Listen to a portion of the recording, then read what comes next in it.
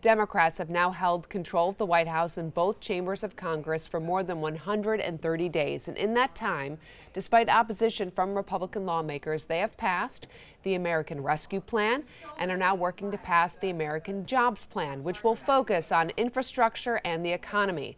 And the second part of President Biden's Build Back Better agenda. Earlier today, Bay Area Congressman Mark DeSaulnier and Mike Thompson, held a virtual town hall to bring us up to speed on those efforts that are ongoing and also to find out what is still to come. Right now, Congressman DeSaulnier is going to join us to talk a little bit more about all of this. He represents a majority of Contra Costa County. Representative, thank you so much for joining us here on KRON 4 tonight. My pleasure. Thanks for asking me. Of course. So for our viewers who might have missed the town hall, we were just talking about voting rights and the effort by Republican lawmakers to make it harder for people to vote. So what have you and other Democratic lawmakers done to try to improve voting access, especially now that the vice president is sort of in charge of this effort? Well, our most important bill that I'm a proud co-author of, H.R. 1, Speaker made it that because it's first and primary and most important bill, would help with transparency so people can follow the money and make contributors have to be transparent. And it would set up nonpartisan redistricting commissions like we have here in California. It would be the most significant thing to make sure that voters have confidence in who they're voting for and make sure that people have the ability to vote. Well, the American Rescue Plan was shown to have bipartisan support with voters, but not one GOP lawmaker voted for it. And despite this, President Biden is still insisting on doing things in a bipartisan way. Do you agree with that? Yeah, I think we should try as best we can to work with our Republican colleagues. We have success, and I've had a good deal of success on smaller, less controversial issues. These big issues are very tough because outside interests, particularly in their primaries, have too much leverage over them and misrepresent what the bills actually do. But we've got to try, and we are. Now, today marks 1 week since we had that mass shooting that left 9 people dead at the VTA rail yard in San Jose. You have co-sponsored 2 bills to try and combat gun violence, which the House passed in March. Why is it so important to get these bills passed? And do you think that they could have done anything to prevent last week's deadly shooting? Well, these are low-hanging fruit. These are closing loopholes on background checks and making sure that if somebody's on the do not fly list, they can't buy a gun. These are just baby steps. We need to do a lot more evidence-based research to make sure that this plague of gun violence stops. And it's a real challenge. Republicans do not want to help us. So sometimes after we have these mass shootings, we're always told, well, now is not the time to do anything to change gun laws. Well, when is the time if it's not right after a shooting to try to prevent another one from happening?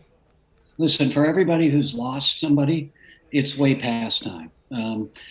Every day, over 100 Americans lose their lives to gun violence.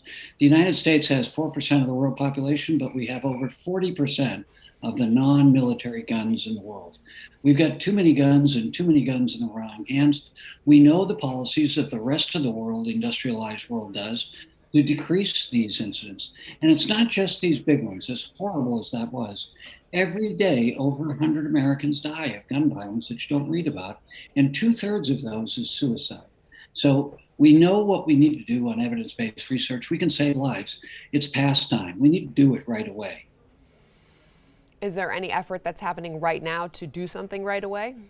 Every day, those 2 bills, Congressman Thompson, who's the chair of our gun violence task force in the Democratic caucus in the House, a former combat veteran of the U.S. military, a gun owner. He has been our leader on this.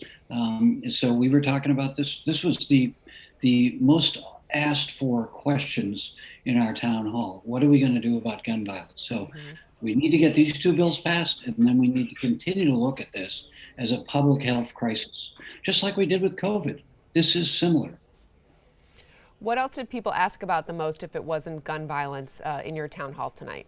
We had questions about climate change, forest fires. What are we doing to make sure that the fire season isn't as deadly as the previous one, both in the immediate providing more revenue and services for firefighters, more technology, and then looking at climate change, which the research all tells us this is what is causing these changes in weather, whether it's in the Gulf or on the West Coast. We need to address climate change, or these patterns are only going to get worse. Yeah, they're related. Was there anything with this upcoming fire season, which we're in now, allegedly because it's so hot and dry and the winds keep picking up, that fire season's just all year round now? Are there any efforts from your level to provide more resources here on the ground? Yes. So there's a real effort again with Democrats. We're hoping Republicans will help us with this because they have climate change issues in Texas and in the Gulf Coast. So we're getting some progress from them.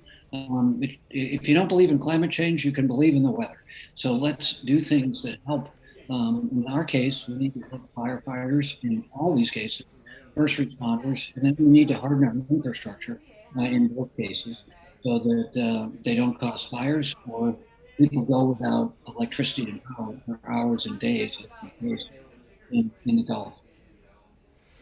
Let's talk a little bit now about the economy. California is set to fully reopen in less than 2 weeks. June 15th is the date that so many COVID restrictions we've gotten so used to, physical distancing, capacity limits, wearing masks, all that is going to be a thing of the past.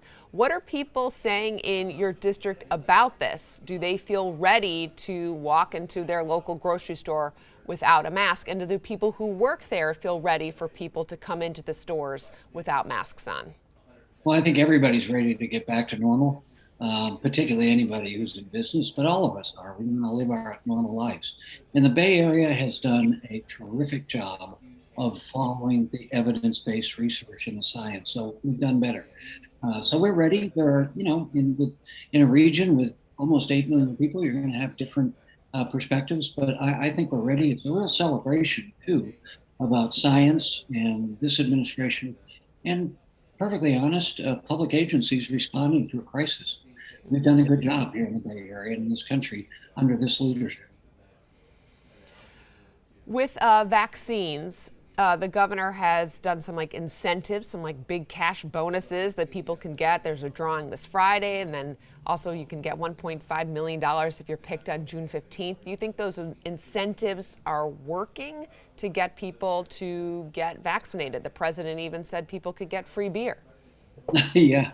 Well, if it works, I would prefer people to do it because it's the right thing to do for themselves, for their families, for their neighbors, their community. But if a little incentive helps more people, it protects everyone. And one last question for you. Actually, I have two last questions for you. This recall election for Governor Gavin Newsom seems to be gaining some traction. Do you think that he has made the case to keep his job?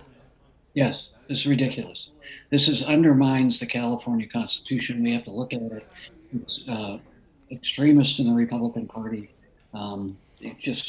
He's up for re-election another year. We're going to spend $400 million on a recall that isn't going to prove anything except makes a few very ideologically driven people on the right happy.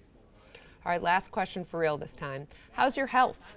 Actually, the last time we spoke, you were recovering after being in the hospital, and on a personal note, just wondering how you're feeling.